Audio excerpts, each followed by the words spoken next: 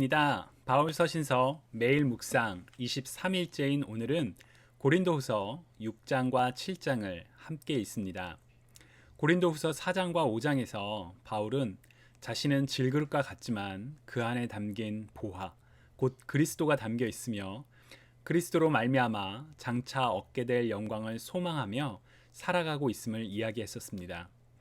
또한 그리스도의 죽으심으로 말미암아 모든 믿는 사람들이 새로운 피조물이 되었고 하나님과 화목하게 된 진리를 강조하며 그리스도를 증거하는 사도로서 하나님과 화목할 것을 선포했습니다.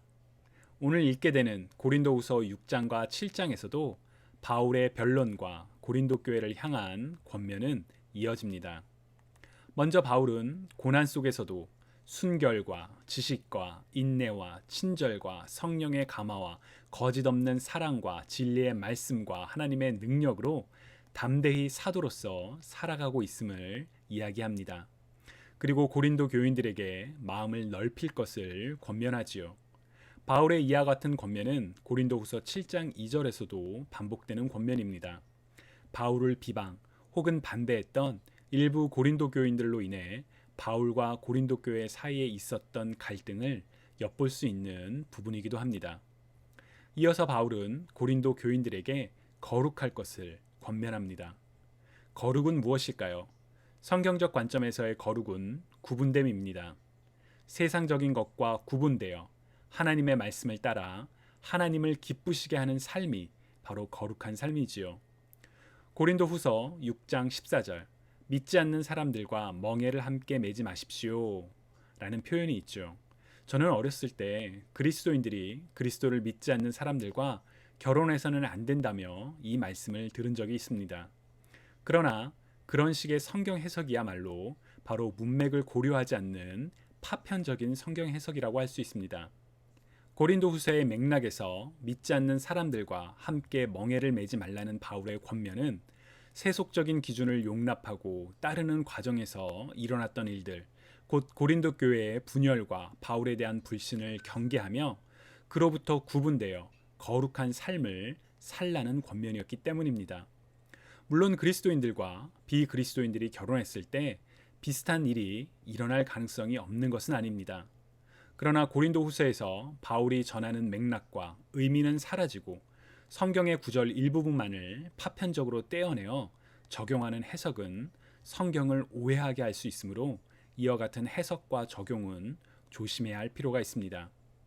고린도후서 7장에서 바울은 이전에 쓴 편지로 인해 고린도 교인들이 돌이켰다는 소식을 듣고 기뻐하며 감사와 기쁨을 전하고 있습니다. 그럼 오늘의 핵심 구절을 함께 읽어볼까요?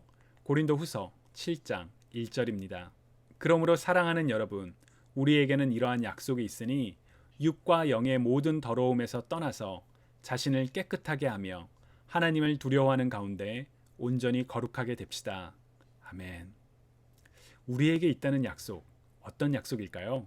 바로 이전 장인 고린도후서 6장 16절부터 18절에서 바울이 인용하고 있는 하나님의 약속입니다.